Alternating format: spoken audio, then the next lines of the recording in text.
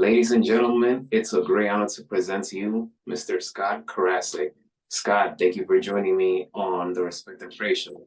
How's it going, man? It's going good, man. How are you? I'm doing good, man. And like I said before this, I like the Falcons little backdrop back there. I'm still mad at them for that blowing that Super Bowl against the Patriots. But other than that, We I gotta hope bring that that I up. hope I hope the Falcons sometime in the future wins a title. But man, they pissed me off that Super Bowl. They almost made me retire watching football after that disastrous. Ugh. Oh man, just breaking me. Ugh, that was a horrible I night for me. I had a bet where I'd put money down on the Falcons at 45 to 1 odds for $100 to win the Super Bowl that year. I do it every year as kind of like a joke. Like, yeah, I win enough money, playing craps and playing blackjack that losing $100 isn't a big deal. And it's normally like an extra chip. Like I'll have 1,600. I'll be like, I'll throw $100 on this game or on the Falcons to win the Super Bowl. And as a joke, and if it happens, it happens. Still hasn't happened yet. It's a negative. And yeah, I remember that postseason. They were red hot that postseason. That Oh yeah. offense was just unstoppable. So then, after what I saw, what they did to the Packers in the championship game, I said to myself, the Patriots, no disrespect to them, I know they always bring it, but they're gonna have a lot of work to do with that Falcons offense. And if you saw that first half, like they were dominant, and then There's that's it. like 10 plays where if one thing goes different on any of those 10 plays, the Falcons win the game, no questions asked. But if any one of those 10 plays just goes in the Falcons' favor, just one of them, just one of those 10 plays goes in the Falcons' favor, they win the game and they win probably 31 to 23 or 31 to 20, something like that. And it's like, well, the Patriots really tried and they got close, but it just didn't happen. Yeah, man. But hey, besides that, let's get to it. The beginning. So how did this affinity for sports came about? How did it all start for you? I mean, shoot. I guess it's just been part of my life. Like, I always remember growing up, I was watching wrestling, pro wrestling. It may not be sports, but it's at least sports adjacent. And then when I was like 4 or 5 years old, I started watching football with my dad.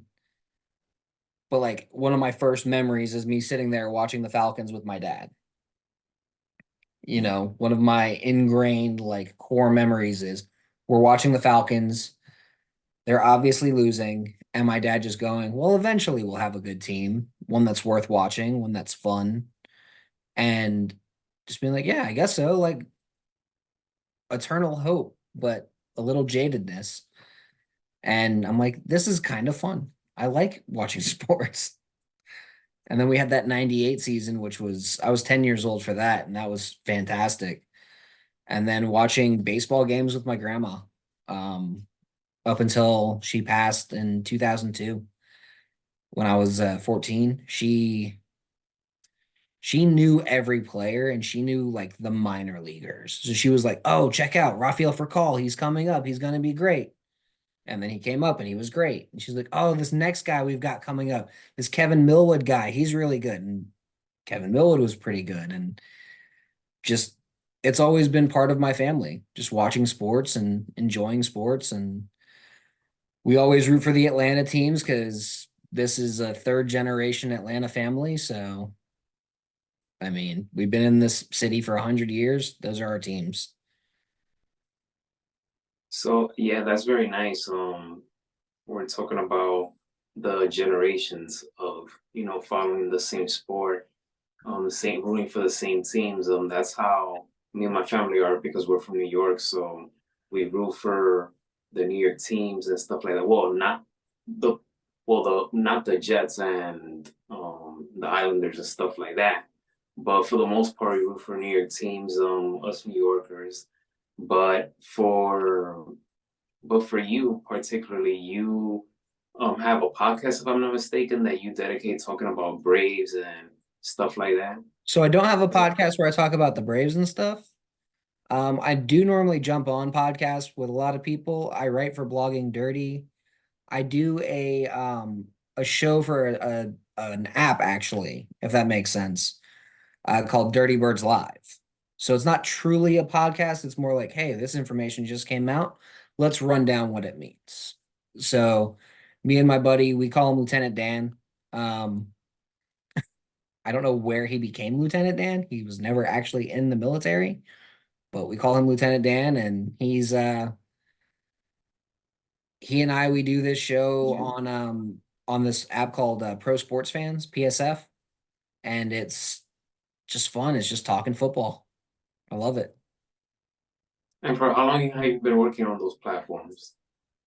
So PSF was new this year. We were doing a YouTube show, and then like literally 3 or 4 weeks into the YouTube show, PSF was like, "We want you," and I'm like, "All right, well, I can't host alone, so can I bring my partner?" And they were like, "Yes."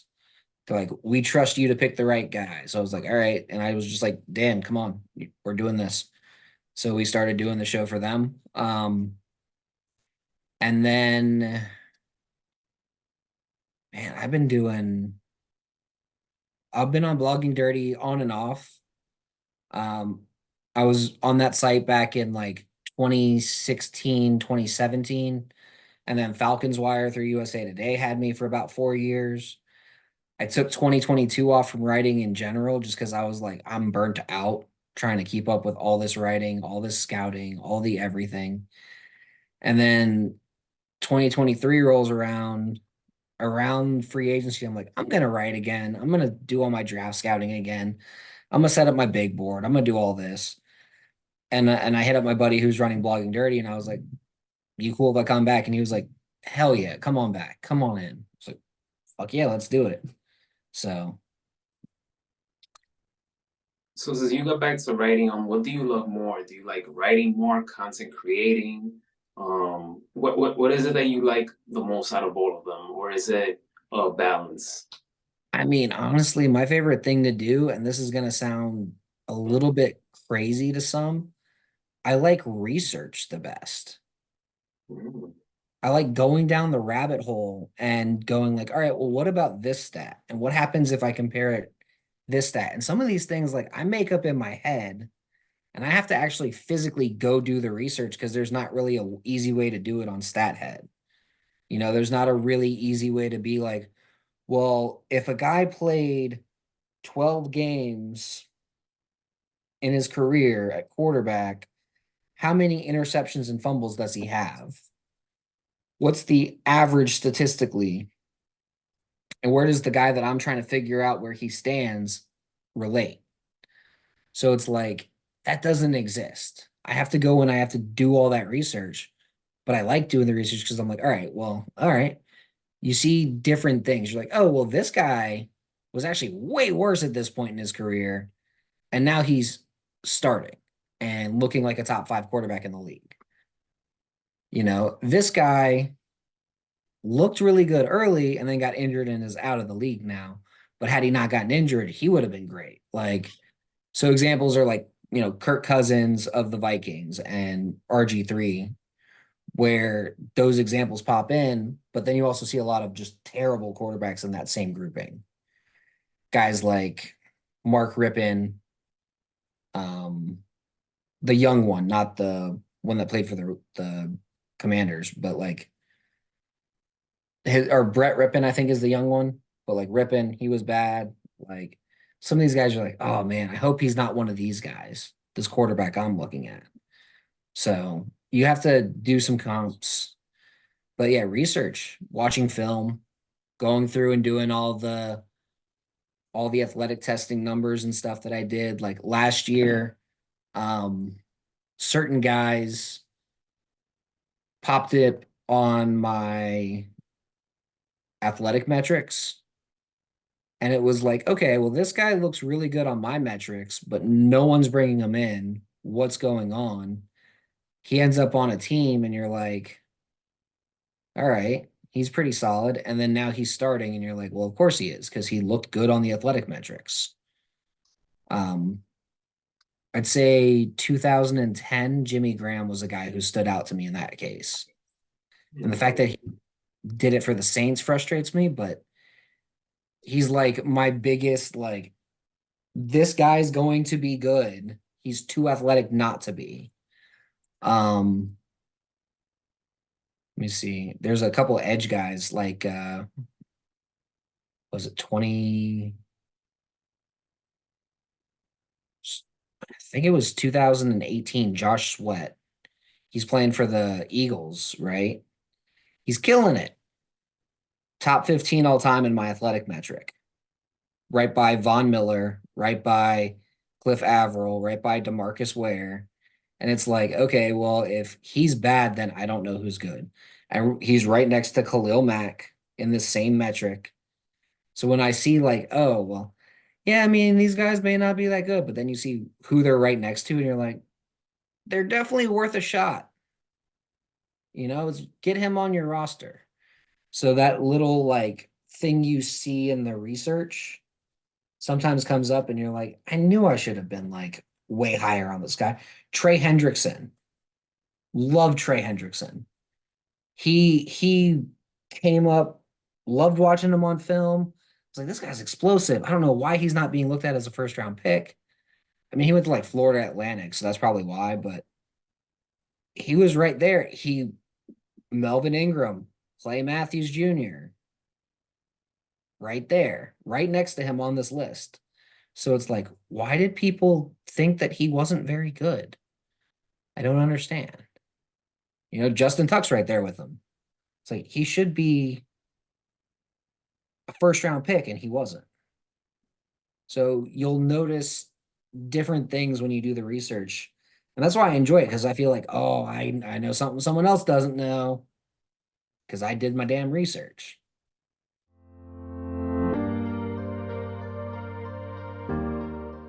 Which of these two athletes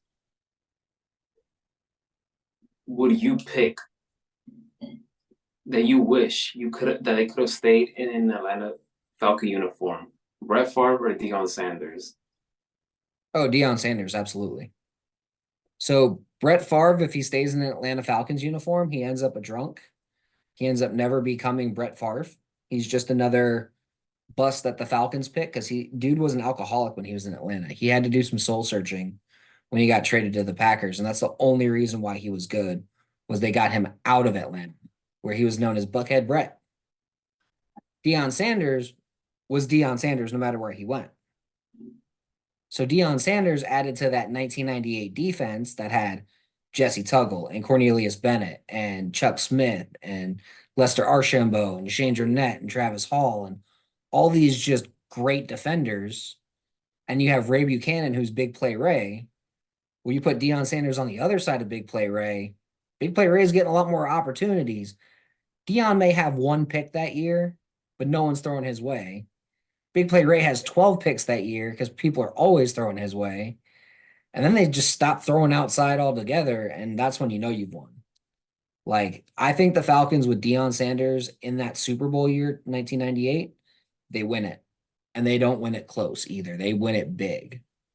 Like, I would take Deion Sanders back here 100 times out of 100. And his personality, like that swag that he had, you add that to that team where they already had it on offense with the Dirty Bird, and then you got, Deion being like, "We're the primetime team. We're the primetime." Dude, that team would have been unstoppable with Deion Sanders. I'm telling you right now. It was already really damn good, but it would have been unstoppable. Which Braves catcher you would take in their prime? Javi Lopez or Brian McCann?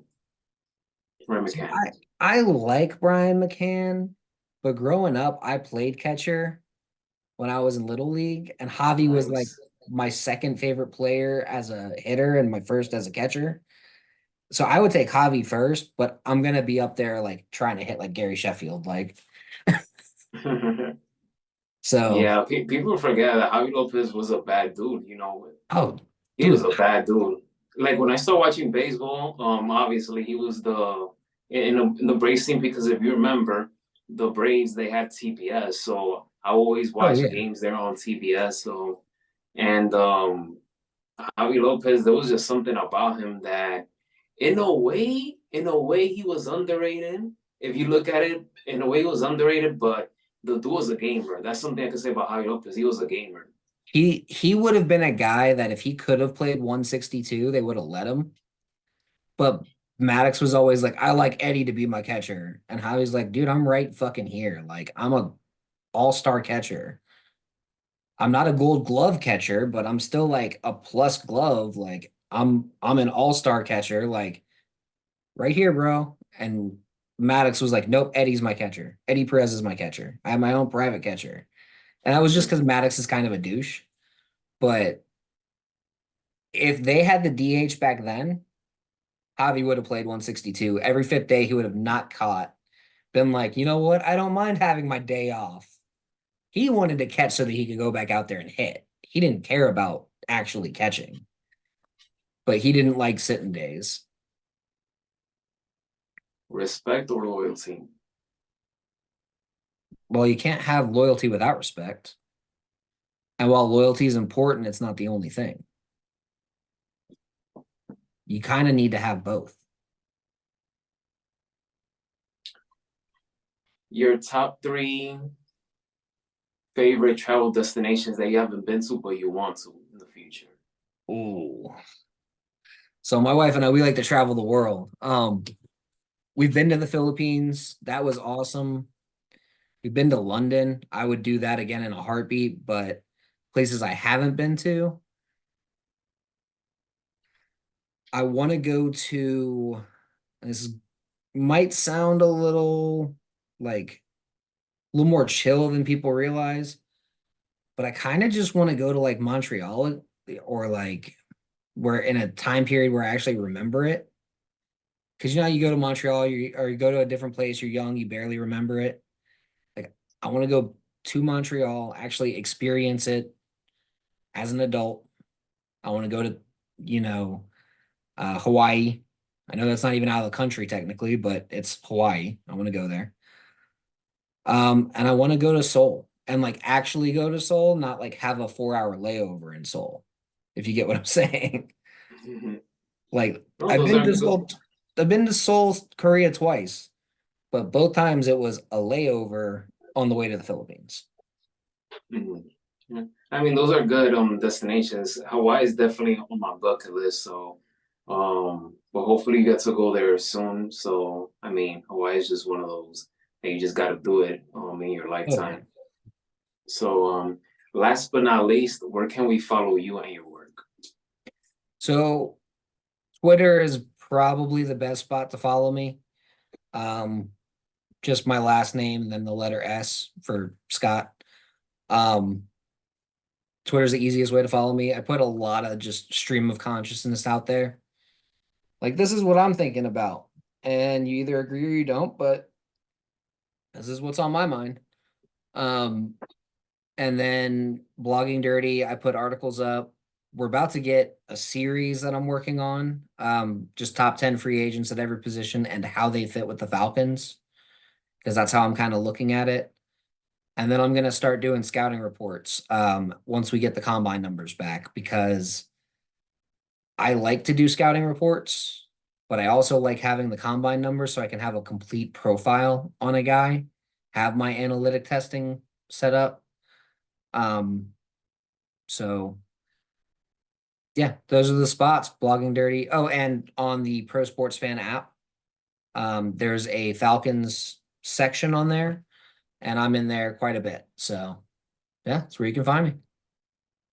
Well, there you have it, folks. Scott, thank you so much for being a guest on the Respect and Praise show. Best of Thank luck you. to you and everything that you're working on, and keep going, man. Absolutely, man. Thanks for having me.